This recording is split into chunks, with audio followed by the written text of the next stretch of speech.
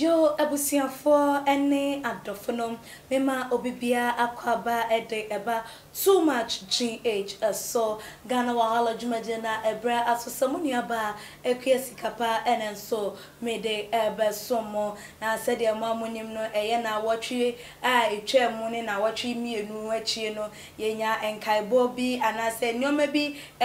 circulate e wo social media efa eye rapper medical wone ne kanchima anase the girlfriend a wone no wo fela makafui womo engagement a chese omo aye omagin se womo ede ebe hihye so memenda edi animu wo East Legon fa baby a yefre ho adwenga no na no ama chese Ghana fo bebre ede wo magin che eba efa nsem ehu abra those call celeb ede sa womo flyers and womo engagement flyers yi edi atese wo social media na nsem eba ye no obia epe ye nuaba anane ex-girlfriend sister DeRby na no ensem etie we amache se social media enkrofobia akwakototo abaya Deborah Vanessa na no ama wodi nsem bi aba betu edwa abusuafo mama yembonra ensem no emu sister DeRby react to fella makafui and medical upcoming wedding na ye nuaba yi wo react to wo wedding ni wie na fe fansa womo ewo honum edane womo echi esa etwa edebo ne emra woyi ensim musabia womo ede etu edwa no anu afi womo wieye no womo se ahoye bi na no na abusuafo moma yenkonkoti nsem no emu se de mo amonim no memenda edi anim na medical woni fela makafe womo ahyehye se womo ede womo engagement na womo meka mo ho abom se okunum ene wo yire na ensem we eba ye medical na numto and I just wodi etu edwa ansa crampana those call celebs and so ede womo flyers no so echo social media ma obia ebebe hu ye bebre na react to ensem a womo ede ba ye na ebinum so womo omo ye public stand for omo epuli crowd ebinum so che womo agin say omo gidi pan say eyampa ebetimi abemu na eno na chesem abaya bi ekokobusa ye nuaba sister DeRby wo busa no ensem bi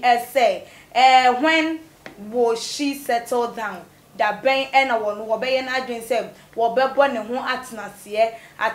say ka atenase say aware because of say yenim sem fela ene medical baba rent na dodo na busa so wono so da ben na wo be settle down say the medical ene fela o imagine say wo so be settle down no na che say ye nua yikokobie na no nsem a wo de etu edwa ene say why I am not dust o say aden didn't na one settle down didn't ada wo ye dotie wonya dotie enti enya de sem wo be settle down the biara eda was it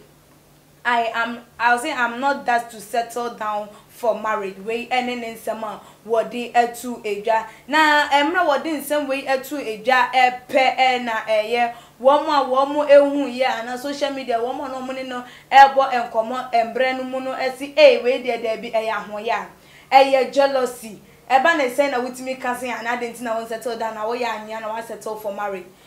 yenim say aware ana say aware de obia obabia na ni da so ana say ne da ye so kese pa obia ye wono eba biase am wonyina from 25 ekono de wo bedwen wa ye sem erade emwa no na wonya be ma power ne no ebetina na adwuma wo ye nkoso wo be sore sampa ye we ya de ntia ma bebre adoso wo ensore dem a chese wo bo ho ma sofu ni bu ni faso enso wo betina wonyina se aware wo power because wenya watese wo bia dia dance se wo ba sofu yi ho na wo benya na ware enti dodo na aware na say ye busa question we na wo kasin ane why will you settle down adan wo ye dust na wa settle down for marriage na chese ahoye bi na wo de kasa ensem no ebusuan form mama yenkotie ye nuanum binum adwencha wo mo de eba ye efa ensem yi ehum ekua papa bi 7 de eba was say depression make you wear revealing stuff to make yourself feel good but deep inside ono so no oba floor or de eba ye or say you know they here learn how to cook and stop exposing yourself. At least it will save your next relationship. Yenya bin so edo de eba was say, can we date for 30 seconds? You are too beautiful. Yenya na ya so edo de ba say, no, you are clay. I say I started be when you dust. Why? When you dust now I settle for marriage. We clay mum. Ono so edie enonom yenya opoku edia wode eba o say pressure talk. Hey, don't talk this nonsense again. Ono so adwencha wode eba ye enono Swifty edia wode eba o say Makafui, I'm happy for you. I'm really happy for you. Leave that Deborah jealousy alone. Ono so adwencha enonom yenya Kofi Esau edia wode eba o say, let me tell you people something. I'm scared of this marriage because looking at things, I think Medical is still in love with DeRby. Precious, please think twice before you go into this marriage and don't pay attention to what people will say. I know this marriage is conditional marriage. Please think twice, okay? Or no so edie. And no one say, Makafi. One medical one more decisions no who say a conditioner be pan and that's so the condition be ato so enunti and omo warranty abaya me fella one dream whom you because who say ade no debia na medical what that's so pen no yenya Moro and so edia what they ever say, sister, please leave her alone and let her have a breathing space. Stop exposing yourself to the world and you will get a man that will not leave you for another lady who does not expose herself, okay? Congratulations to sister Makafui. Yenya Esther so Edio de Eba was say,